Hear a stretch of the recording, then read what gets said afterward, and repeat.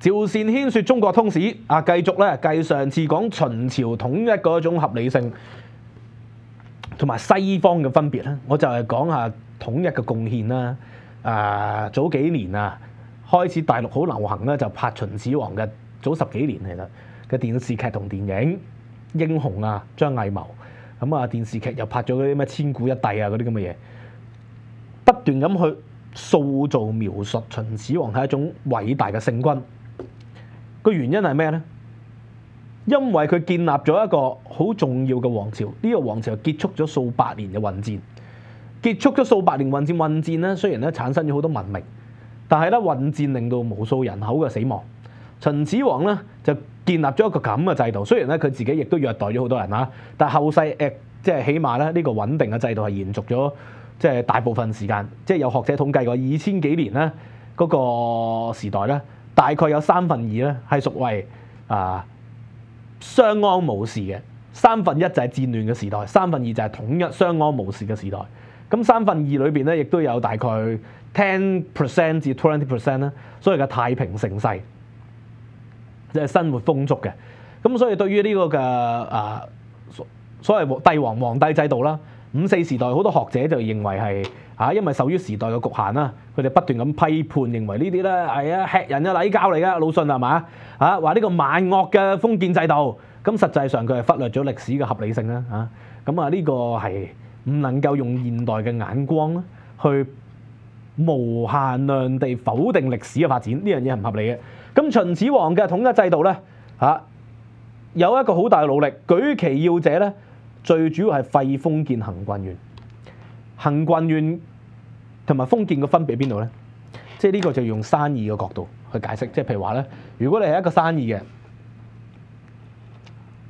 你做零售店嘅，做呢個嘅便利店咁為例啊，你封建制度就係一個 franchise， 一個連鎖嘅特許經營權。呢個連鎖嘅特許經營權咧，你就慢慢交俾下邊嗰啲人去管，咁下邊啲人咧就會慢慢壯大㗎。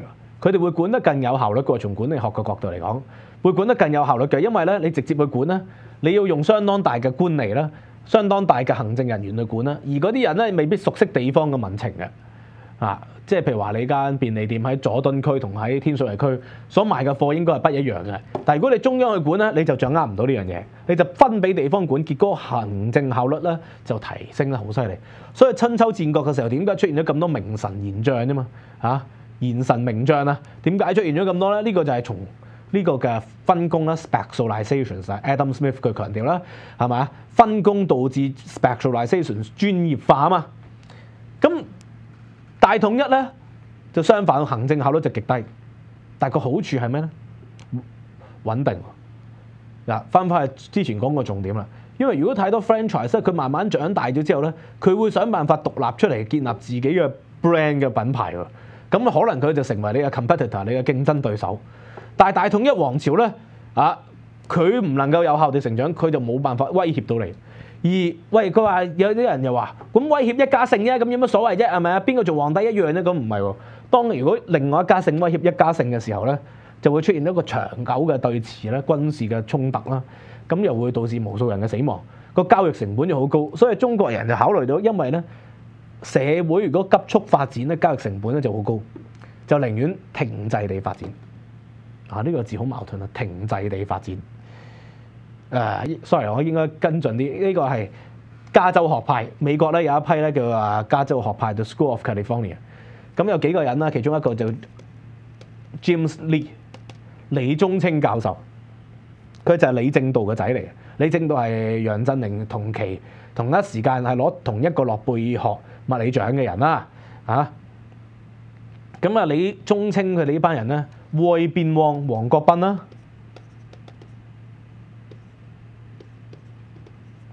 咁呢班人咧就提出一樣嘢，佢話中國嘅歷史咧係一個叫做有增長而無發展嘅歷史。呢個有增長而無發展就係從數據咧，我哋係有增長，但我哋冇一個 breakthrough， 冇一個突破。香港嘅經濟就係咧有增長，每年 GDP 都有 growth 嘅，但係佢係冇一個咩成長嘅，冇一個咧時代嘅大嘅突破。喺近呢20年嚟，香港都係冇嘅。技術係冇一個大型嘅創新啦，咁等等啦，咁呢個都係可以留意嘅。咁所以咧，中國人咧就考慮交易成本咧，就寧願要一個停滯嘅發展，停滯嘅發展咧，緩慢嘅速度去發展，咁就令到社會有極大嘅穩定性喺裏邊。咁呢個就係嚟自中央集權制度，呢個就係嚟自郡縣制度，由皇帝直接管轄地方，令到地方嘅民政係好差，冇乜嘢成就。所以咧，未見官就先打30啦，其實就點解要未見官就打你 pat 30咧？即係呢樣嘢好搞笑。其實就係減少你去告官嘅機會啊嘛。點解要減少你告官嘅機會啊？有咩自己解決私了係咪啊？用呢個宗廟宗祠啊去解決，唔好嚟我煩我。因為如果地方有數以萬計嘅一個縣嘅人，佢裏邊咧只要有10% 嘅人咧有機會咧喺10年內去報官咧，咁就大鑊㗎啦。咁你即係一年咧平均就要處理幾千單官司，咁一個縣官處理幾千單官司，即係跳樓都唔掂啊，大哥。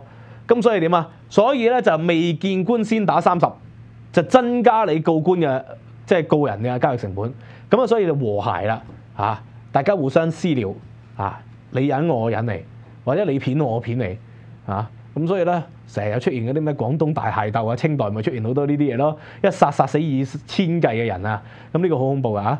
咁所以中國咧歷史上咧封建咧亦都係好少見啦。除咗呢個西漢啦有呢個郡國制啦、明朝啦、晉朝啦呢啲極少數嘅時代啦，大部分都係以郡縣制為主嘅。咁咧，錢穆教授咧就引咗呢度：郡縣則天下為一家，可望永久和平喎。唔會互相競爭啊嘛，競爭就會令到人死亡。咁但係相反，競爭令到時代有進步，所以西方咧就長期處於競爭嘅社會。所以西方無論係科技啊、軍事啊、經濟啊，都係迅速地發展嘅。中國就係長期地緩滯。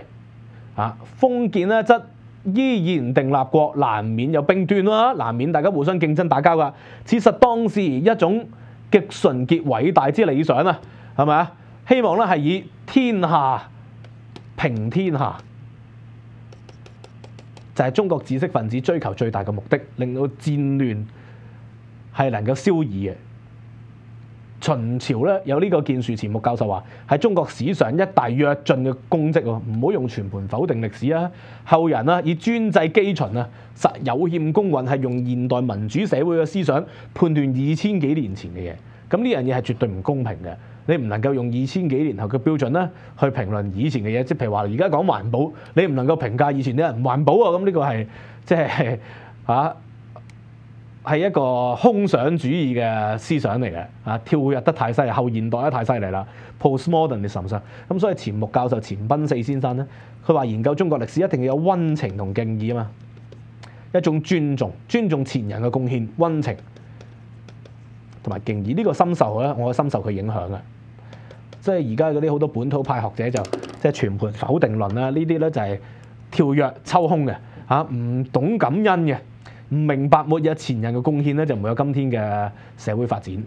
咁雖然我哋今天社會發展好多不如意嘅嘢，咁但係呢個世界就係咁噶啦，你得益咗好多，同時間有啲不如意嘅嘢。時間咧就會沖洗佢，即係喺一切嘅人類發展裏邊咧，呢啲只不過係沙石嚟嘅。呢個之前劉吳惠蘭講噶嘛，係咪我唔記得係咪劉吳惠蘭啦，讀香港大學歷史系。咁其實佢係引述黃仁宇教授嘅講法嚟嘅。佢話6·4係歷史嘅沙石，咁嚴格嚟講，一切都係歷史嘅沙石嚟嘅啫。咁但係沙石都唔係唔重要嘅，一粒沙石都係棘死你。所以獨秦統一嘅歷史不能夠抽空去談論。好，今集去到呢度。